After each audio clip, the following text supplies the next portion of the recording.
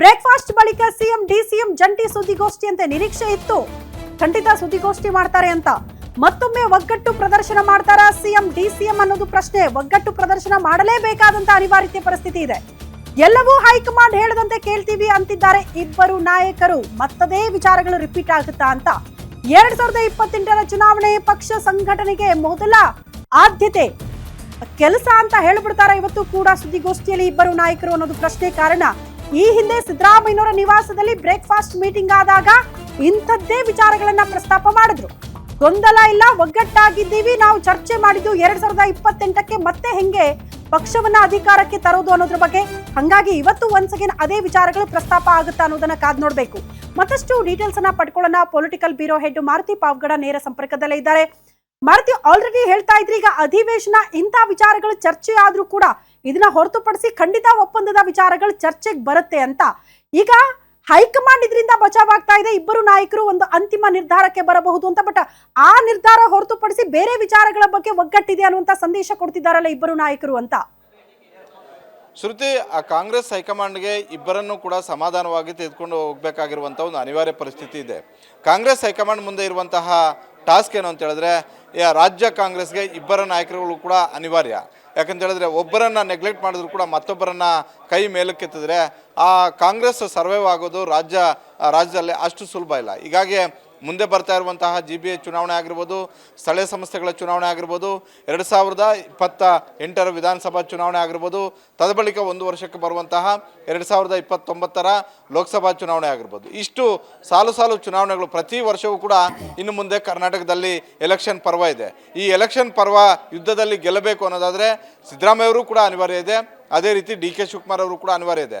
ಹೀಗಾಗಿ ರಾತ್ರೋರಾತ್ರಿ ಕಾಂಗ್ರೆಸ್ ಹೈಕಮಾಂಡ್ ಒಬ್ಬರ ನಾಯಕತ್ವವನ್ನು ಗುರುತಿಸಿ ಮತ್ತೊಬ್ಬರನ್ನು ಕೆಳಗಿಳಿಸುವಂಥ ಒಂದು ಪ್ರಯತ್ನಕ್ಕೆ ಮುಂದಾಗ್ತಾ ಇಲ್ಲ.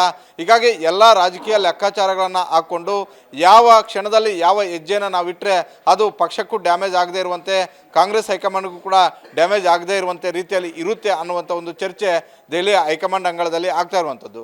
ಹೀಗಾಗಿ 2.5 ವರ್ಷ ಸಿದ್ದರಾಮಯ್ಯ ಅವರು ಕಂಪ್ಲೀಟ್ ಆದರೂ ಕೂಡ ನೇರವಾಗಿ ಕಾಂಗ್ರೆಸ್ ಹೈಕಮಾಂಡ್ ಹೇಳ್ತಿಲ್ಲ. ಆದರೆ ಸಿದ್ದರಾಮಯ್ಯ ಮತ್ತು DK ಶಿವಕುಮಾರ್ ಇಬ್ಬರು ಕೂಡ ಕೂತು ಚರ್ಚೆ ಮಾಡಿ ಮೊದಲು ಕಾರ್ಯಕರ್ತರಲ್ಲಿ ಇರುವಂತಹ ಗೊಂದಲಗಳನ್ನು ಬಗೆಹರಿಸಿ, ಅಂದರೆ ನಮ್ಮ ನಾಯಕರು ಒಗ್ಗಟ್ಟಾಗಿದ್ದಾರೆ, ಏನೇ ಮಾಡಿದ್ರು ಕೂಡ ಕಾಂಗ್ರೆಸ್ ಹೈಕಮಾಂಡ್ ಮಾಡುತ್ತೆ, ಅದಕ್ಕೆ ನಮ್ಮ ನಾಯಕರಿಬ್ಬರು ಕೂಡ ಬದ್ಧರಾಗಿದ್ದಾರೆ, ಈ ಸಂದೇಶವನ್ನು ಬೂತ್ ಮಟ್ಟದಲ್ಲಿರುವಂತಹ ಕಾರ್ಯಕರ್ತರಿಗೆ ರವಾನೆ ಮಾಡಬೇಕು. ಬೂತ್ ಮಟ್ಟದ ಕಾರ್ಯಕರ್ತರಿಂದ ಮಾತ್ರ GBA ಚುನಾವಣೆ ಆಗಿರ್ಬೋದು, ಮುಂದೆ ಬರ್ತಾ ಇರುವಂತಹ ಸ್ಥಳೀಯ ಸಂಸ್ಥೆಗಳ ಚುನಾವಣೆಗಳನ್ನು ಗೆಲ್ಲೋದಕ್ಕೆ ಸಾಧ್ಯವಾಗುತ್ತೆ. ಒಂದು ವೇಳೆ ಈ ಗೊಂದಲ ಇದೇ ರೀತಿ ಮುಂದುವರೆದಿದ್ದೆ ಆದರೆ ಬೂತ್ ಮಟ್ಟದಲ್ಲೂ ಕೂಡ ಗೊಂದಲಗಳು, ಎರಡು ಬಣಗಳು ಇದ್ದೇ ಇರ್ತವೆ.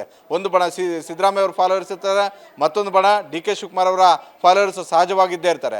ಅಲ್ಲಿ ಸ್ಥಳೀಯ ಸಂಸ್ಥೆಗಳ ಚುನಾವಣೆಯಲ್ಲೂ ಎಫೆಕ್ಟ್ ಆಗುತ್ತೆ, ಅದೇ ರೀತಿ GBA ಚುನಾವಣೆಯಲ್ಲೂ ಕೂಡ, ಅಂದರೆ ಬೆಂಗಳೂರು ಚುನಾವಣೆಯಲ್ಲೂ ಕೂಡ ಅದು ಎಫೆಕ್ಟ್ ಆಗುತ್ತೆ ಅನ್ನುವಂಥ ಒಂದು ಆತಂಕ ಕಾಂಗ್ರೆಸ್ ಹೈಕಮಾಂಡ್ಗೆ ಇರುವಂಥದ್ದು.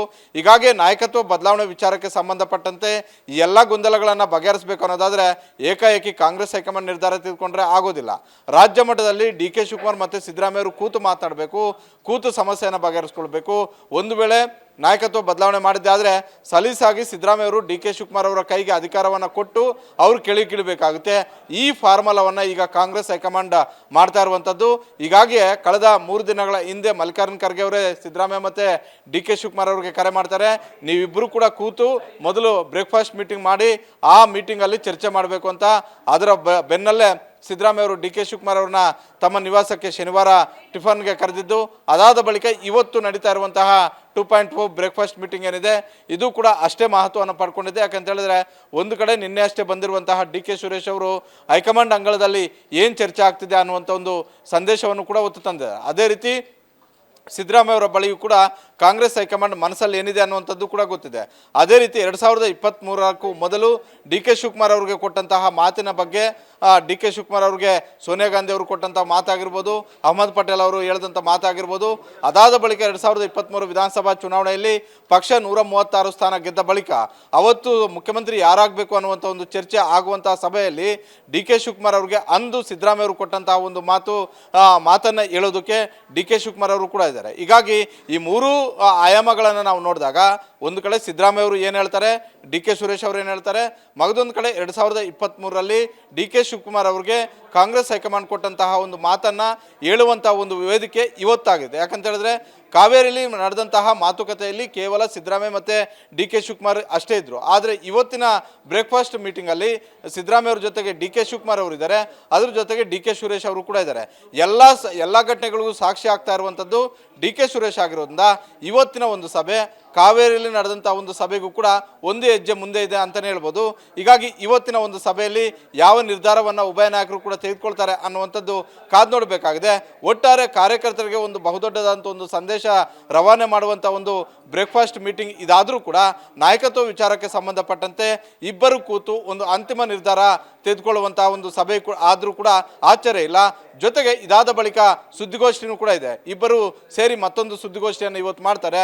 ತದ ಬಳಿಕ ಕಾಂಗ್ರೆಸ್ ಹೈಕಮಾಂಡ್ ಭೇಟಿಗೆ ಇಬ್ಬರು ಒಗ್ಗಟ್ಟಾಗಿ ಯಾವಾಗ ಹೋಗಬೇಕು ಅಂತ, ಡಿಸೆಂಬರ್ 8ನೇ ತಾರೀಕಿಂದ ಅಧಿವೇಶನ ಇರೋದ್ರಿಂದ ಅಧಿವೇಶನಕ್ಕೂ ಮೊದಲೇ ಹೋಗಬೇಕಾ, ಇಲ್ಲವೇ ಅಧಿವೇಶನದ ಬಳಿಕ 20ನೇ ತಾರೀಕು ಬಳಿಕ ನಾವು ಕಾಂಗ್ರೆಸ್ ಹೈಕಮಾಂಡ್ ಭೇಟಿಗೆ ಹೋಗೋಣ ಅನ್ನುವಂಥದ್ದನ್ನು ಕೂಡ ಇವತ್ತಿನ ಒಂದು ಸಭೆಯಲ್ಲಿ ನಿರ್ಧಾರ ಆಗ್ಬೋದು. ಅದಾದ ಬಳಿಕ ನಾಯಕತ್ವ, ಒಂದು ವೇಳೆ ಸಿದ್ದರಾಮಯ್ಯ ಅವರ ಮನಸ್ಸಿನಲ್ಲಿ ನಾಯಕತ್ವ ಬಿಟ್ಕೊಡ್ಬೇಕು ಅನ್ನುವಂಥ ಒಂದು ಚರ್ಚೆ ಇದ್ದು ಆ ರೀತಿಯಾದಂಥ ಒಂದು ನಿರ್ಧಾರ ಇದ್ದು ಕಾಂಗ್ರೆಸ್ ಹೈಕಮಾಂಡ್ ಏನಾದರೂ ಒಂದು ಸಂದೇಶ ಕೊಟ್ಟಿದ್ದೆ ಆದರೆ ಇವತ್ತು ಡಿ ಕೆ ಶಿವಕುಮಾರ್ ಮತ್ತು ಡಿ ಕೆ ಸುರೇಶ್ ಅವ್ರಿಗೆ ಆ ಮಾಹಿತಿಯನ್ನು ಕೂಡ ಸಿದ್ದರಾಮಯ್ಯ ಅವರು ಇವತ್ತಿನ ಒಂದು ಬ್ರೇಕ್ಫಾಸ್ಟ್ ಮೀಟಿಂಗಲ್ಲಿ ಹೇಳುವಂತಹ ಸಾಧ್ಯತೆ ಇದೆ. ಶ್ರುತಿ.